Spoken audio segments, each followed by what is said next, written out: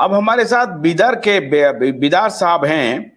आपका बिदार साहब, सवाल वही है कि अगर अगर कांग्रेस जीत जाती है तो कांग्रेस और मोदी के बीच में टक्कर होगी।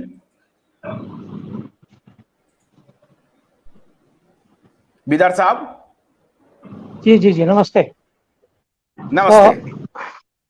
जी जी, कांग्रेस सचमुच में ये इलेक्शन कांग्रेस के लिए बहुत ही अहम इलेक्शन है। और अब तक का जो रुझान है, अब तक के जो संकेत हैं, उससे तो लगता है कि कांग्रेस एज में है, फायदे में है, और मुमकिन है वो सरकार बनाएगी या उतना मेजॉरिटी में हासिल करेगी। अब दूसरे मुद्दे जो भी हैं, बजरंगबली का मुद्दा उन्होंने क्यों उठाया, उतने वो लोग इतने मासूम भी नहीं है कि उनको कुछ मालूम नहीं था। ऐसे ही वो एक लूज बॉल भी देना उनकी एक रणनीति का हिस्सा भी रहा हो, क्योंकि शुरू शुरू में तो लग रहा था कि ये एक गलत अटेम्प्ट है। मगर आज जो यहाँ पर समीकरण बने हैं, अभी ये जेडीएस का जो एक एंगल है कर्नाटक में, वो जेडीएस का एंगल बहुत खतरनाक है। किसी भी स्थिति में वो किंग मेकर ने किंग बनने के सिचुएशन में आते रहे हैं, और उसी को तोड़ने के लिए एक तरफ बीजेपी भी अपना बहुत ही काम जेडीएस के दक्षिण कर्नाटका के एरिया में बहुत ही जोर लगाए। दूसरी तरफ ये बजरंगबली का नाम लेकर जेडीएस के इलाके में मुस्लिम मतदाता भी बहुत ही अच्छी संख्या में रहते हैं, तो उनको भी एक मोबिलाइज करने का या पोलराइज करने का काम इसके जरिए हुआ, ऐसा मैं समझता हूँ। इसके जरिए, इस काम के जरिए शायद जेडीएस की सीट कम हो जाए, और कांग्रेस को जो फायदा होना था लिंगायत वोटों में बंटवारा होना या जो भी दूसरे दूसरे समीकरण हैं, इनको प्लस तो आए थे, मगर बीजेपी का जो वोट बैंक था वो उसके उनको कोई प्लस नहीं हुआ है।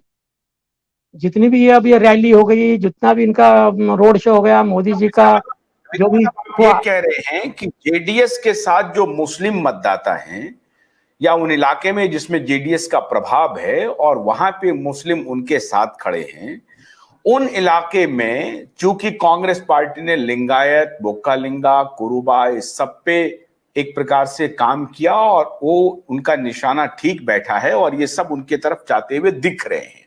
उनको ये लग रहा है कि अगर ये फ्लिप हो गया और कांग्रेस पार्टी के तरफ मुस्लिम मतदाता आ गए तो फिर हमारी जीत पक्की है।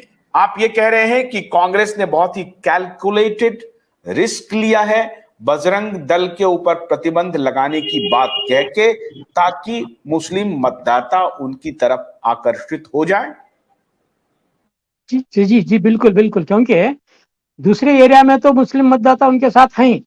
कुछ लोग का कहना है तो ऑलरेडी वो उनके साथ थे, फिर इसकी क्या जरूरत थी बोलने का भी एक सवाल कोई उठा रहे हैं। मगर दक्षिण कर्नाटक में जहाँ देवेगौड़ा का असर है या गौड़ा परिवार का असर है, वहां पर उनकी राजनीति का एक हिस्सा मुस्लिम मतदाता भी रहे हैं।